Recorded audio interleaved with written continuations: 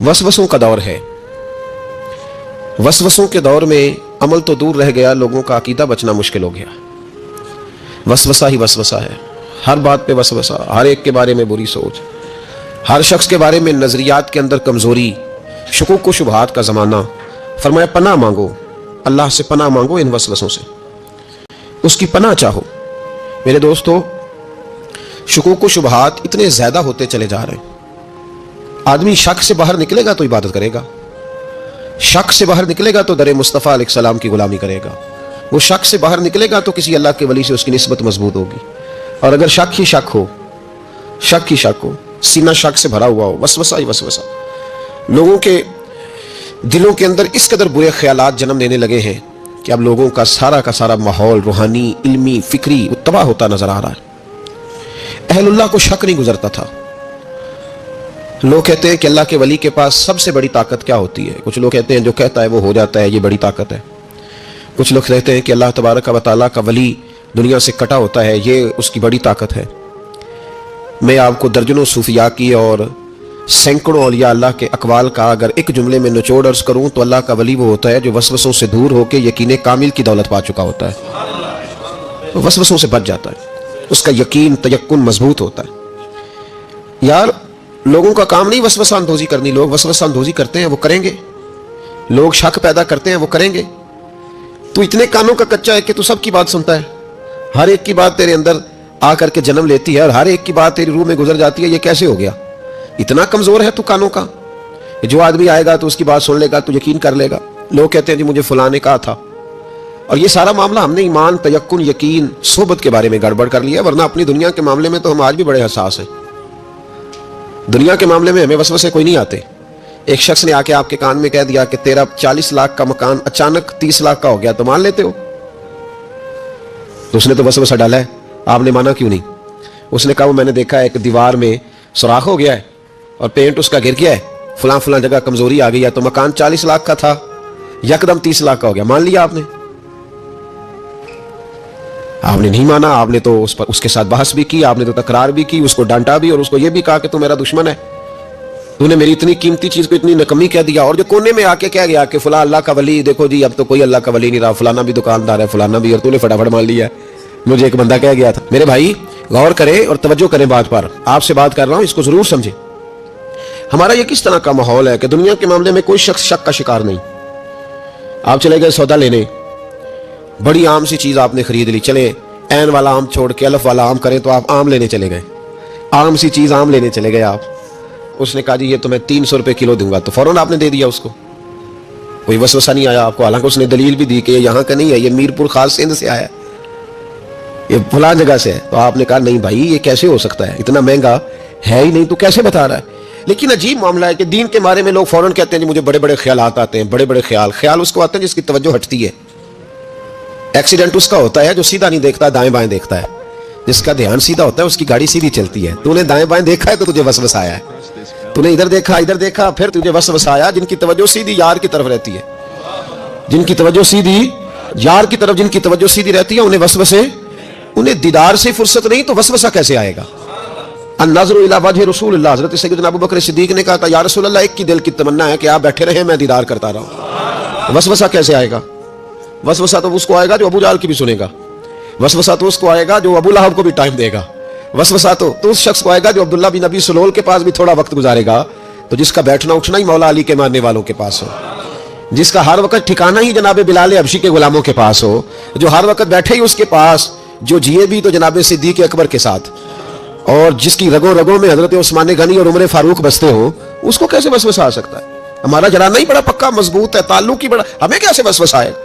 वसवसा किसी और को आया करता है। अहलुल्लाह के पास वसवसे कैसे आ गया भाई? वसवसा आता ही नहीं, हो ही नहीं सकता, मुमकिन ही नहीं। और अगर आता भी है ना, आता भी है वसवसा उन्हें, वसवसा तो एक तरफ रह गया, अगर वहां शैतान भी आए तो टिक नहीं सकता, तो भाग जाता है, वो तो भाग जाता है, शैतान भाग जाता है। हज़रत सैयदना गौसे आदम रज़ी अल्लाह तआला अन्हु के पास आया था शैतान, हुजूर गौस पाक के पास आया था, आता है, और अल्लाह वालों के पास टिकता नहीं, आ जाता है, टिकता नहीं।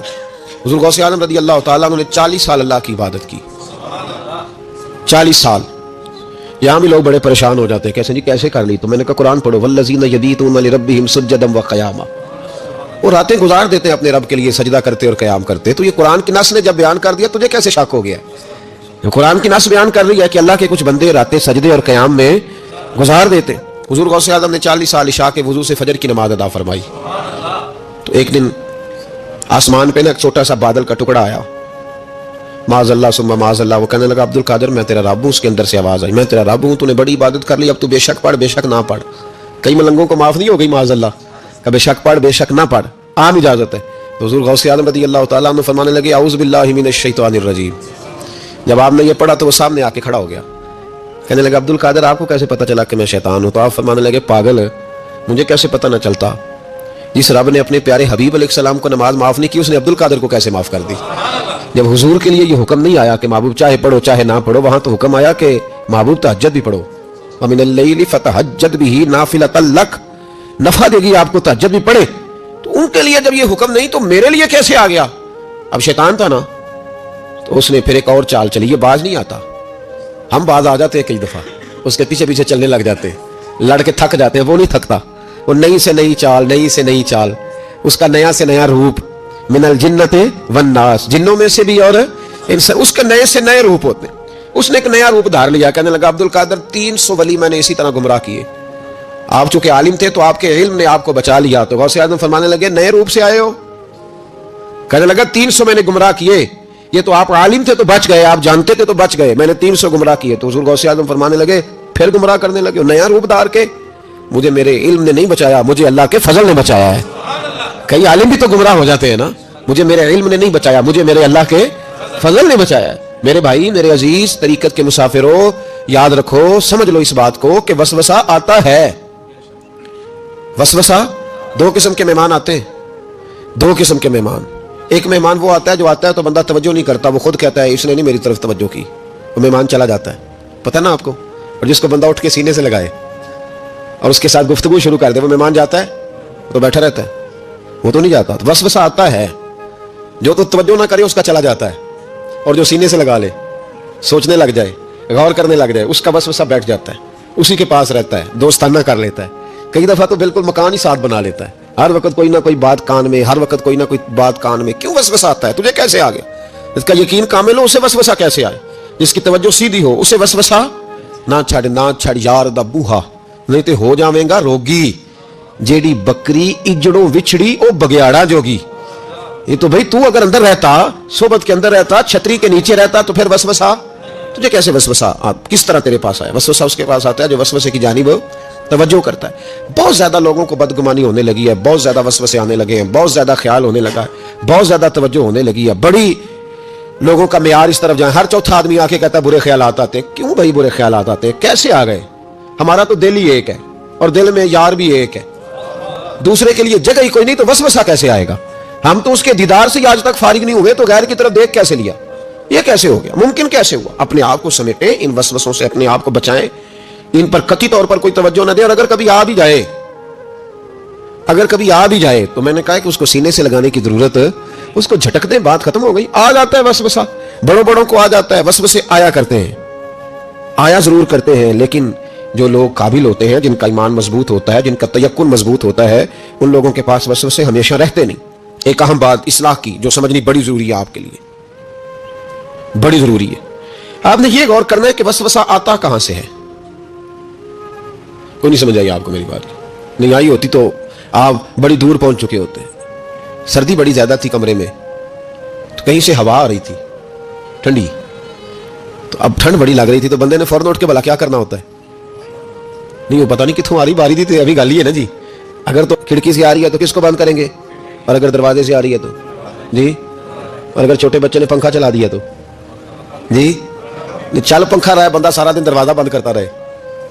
समझना है आपने बात को, आपने उस दरवाजे को बंद करना है जहां से वसवसा आता है। अगर आपका करीबी सज्जन है ना, करीबी दोस्त है, करीबी, अखनस बिन शुरैक कहते हैं मैं दीन के करीब आ गया था, ये दीन के करीब आ गए थे। किस तरह आए? जिन दिनों उन्होंने नबी पाक सल्लल्लाहु ताला अलैहि वसल्लम को शिब अदी तालब में कैद किया हुआ था ना, तो अल्लाह के महबूब अलैहिस्सलाम रात को पहाड़ पर बैठकर कुरान पाक की तिलावत फरमाते थे। کوئی اچھا قاری قرآن پڑھے تو دل کرتا ہے سننے کو, دل کرتا ہے یار تھوڑا سا نا اور پڑھ.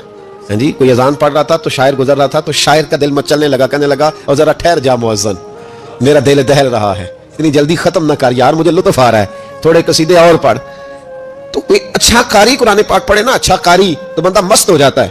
تو مجھے بتاؤ جب یاسین والے رسول خود یاسین کی تلاوت کرے, جب مدثر والے محبوب کی زبان سے خود مدثر کے جملے نکلے, اور جب مزمل والے محبوب خود مزمل کا ذکر کرے, پھول جڑتے ہوں گے, کلیاں مہکتی ہوں گی, زمانہ سارا مہک و ٹھنڈک سے بھر جاتا. نبی پاک صلی اللہ علیہ وسلم پہاڑ پہ بیٹھ کے پڑھتے تھے رات کو, تو وہاں نا ابو سفیان بھی آ گئے سنتے سنتے, چونکہ انہوں نے پابندی لگائی ہوئی تھی کہ کوئی بھی بندہ وہاں نہ جائے, سوشل بائیکاٹ معاذ اللہ کیا ہوا تھا, کوئی نہ ادھر جائے. تو سنتے سنتے ابو سفیان آ گئے, کہتے ہیں حضور قرآن پاک پڑھ رہے تھے تو مجھے لطف بڑا آیا سننے کا. تو وہاں ایک قریب جھاڑی تھی, تو ابو سفیان جھاڑی میں بیٹھ گئے. ساری رات نبی پاک نے قرآن پاک پڑھا اور ساری رات انہوں نے سنا. ہمیں اتنا ذائقہ بات سن کے بھی تو آنا چاہیے نا. کہتے ہیں اب مجھے نہیں پتا تھا کہ اخنس بن شریک بھی کہیں آیا ہوا ہے, اس نے بھی, وہ بھی یہ دیکھنے آیا کہ کہیں کوئی وہاں آیا ہوا تو نہیں, وہ بھی کسی کونے میں جھاڑی میں بیٹھ گیا. حضور قرآن پاک کی تلاوت فرماتے رہے, وہ ساری رات سنتا رہا. ادھر سے کہیں ابو جال بھی آ گیا, پتھر دل تھا, پر میرے مصطفیٰ قرآن پڑھتے تھے تو کان اس کے بھی کھڑے ہو جایا کرتے. ساری رات تلاوت سنتے رہے, تینوں پکے کافر جھاڑیوں میں بیٹھ کر تلاوت سنتے رہے. صبح جب جانے لگے تو ملاقات ہو گئی. تو کدھر آیا تھا؟ اس نے کہا پہلے تو بتا, تو کدھر آیا تھا؟ میں تو آیا تھا دیکھوں کوئی آیا تو نہیں. میں تو کدھر؟ اس نے کہا میں بھی یہی دیکھنے آیا تھا کہ یہاں کوئی آتا جاتا تو نہیں. ابو جال زیادہ شاطر تھا, کہنے لگا خبردار کل کوئی نہ آئے, آج تو آ گئے کل نہ ہونا. اللہ اکبر. لیکن جہاں دل لگا ہوتا ہے نا وہاں دل کھینچا چلا جاتا ہے. دل جہاں لگ جاتا ہے نا وہاں دل کھینچا چلا جاتا ہے. یہ دل کا بھی اپنا ایک معاملہ ہے نا. لگ گیا تھا قرآن پاک کی تلاوت سے. کہتے ہیں رات کو اپنی اپنی چارپائی پہ لیٹے, درد اگرچہ جان کو ذل ہے, میں کیا کروں میرا دل ہے, غمیش کا اگر نہ ہوتا تو غم روزگار ہوتا. اور وہ مزہ, آتش نے کہا تھا, وہ مزہ دیا ہے تڑپ نے کہ میری آرزو ہے یا رب میرے دونوں پہلوؤں میں دل بے قرار ہوتا. کہتے ہیں کہ اگلی شام پھر آئی, وہی کیفیت, وہی انداز, وہی شوق. چارپائی پہ لیٹے پر کانوں میں وہ آواز رس گھولے. لیٹا نہ گیا, اٹھے پہنچے, لیکن آج جگہ بدل کے بیٹھ گئے تینوں. صبح ساری رات سنتے رہے محبوب کی تلاوت, صبح اٹھے تو پھر چوک میں ملاقات ہو گئی. تو کدھر آیا تھا, تو کدھر؟ ابھی بات ہونے. ابو جال ذرا زیادہ شاطر تھا, کہنے لگا میں تو تم دونوں کا خیال کرنے آیا تھا, کہیں تم دونوں تو نہیں آئے, یہ دیکھنے کے لیے آیا تھا. اللہ اکبر. 3 دن مسلسل آتے رہے اور میرے مصطفیٰ کریم کا ساری رات قرآن پاک سنتے رہے. اب اخنس بن شریک کہتے ہیں کہ میں پورا قریب آ گیا, میرا دل کہتا تھا کہ یہ سچے ہیں. کہتے ہیں میں نے تیسرے دن مشورہ کیا, میں نے کہا یار پتہ تجھے بھی ہے مجھے بھی ہے کہ نہیں آنا, پر ان کی آواز ایسی ہے, وہاں لذت ایسی ہے, نہیں نہ رہا گیا تجھ سے بھی. مان کیوں نہیں جاتا کہ ساری باتیں اپنی جگہ پر ان کی بات کانوں سے ہو کے دل میں اترتی چلی جاتی ہے, مانتا کیوں نہیں؟ اخنس بن شریک کہتے ہیں میں پورا قریب آ گیا, پر ابو جال نے مجھے پھر گمراہ کیا. کہنے لگا یار یہیں رہے ہیں, بچپن بھی یہیں گزارا ہے, معاذ اللہ 2 ہاتھ ہیں 2 آنکھیں ہیں, سارا کچھ وہی ہے, کان پٹیاں سفید ہوئی ہیں تو کہتے ہیں میں اللہ کا نبی ہوں معاذ اللہ. اس نے وسوسہ اندوزی کی تو کہتے ہیں میں پھر بیک ہو گیا. آپ کیوں نہیں اس شخص کو جانتے جو وسوسہ اندوزی کرتا ہے؟ آپ اس جگہ کیسے چلے گئے جہاں وسوسہ اندوزی ہوتی ہے؟ یاد رکھیں اس جگہ جائیں جہاں جانے سے دل صاف ہوتا ہے, جہاں جانے سے دل کا زنگ اترتا ہے, آپ کے وسوسے دور ہوں گے. وہاں جائیں جہاں ایمان کی, یقین کی, تیقن کی دولت بڑھتی ہے. کیوں وہاں جاتے ہو جو بیک کر دیتا ہے؟ کچھ جگہ ایسی ہوتی ہیں جو شکوہ نہ کر لوں, شکوہ نہ کر لوں. شکوہ یہ ہے کہ ہم پالش کرتے ہیں, پوری پالش کرتے ہیں, مہربانی کرتے ہیں, کچھ لوگ پھر جا کے صحرا میں کھڑے ہوتے ہیں, ساری ریت چڑھا کے دوبارہ آ جاتے ہیں.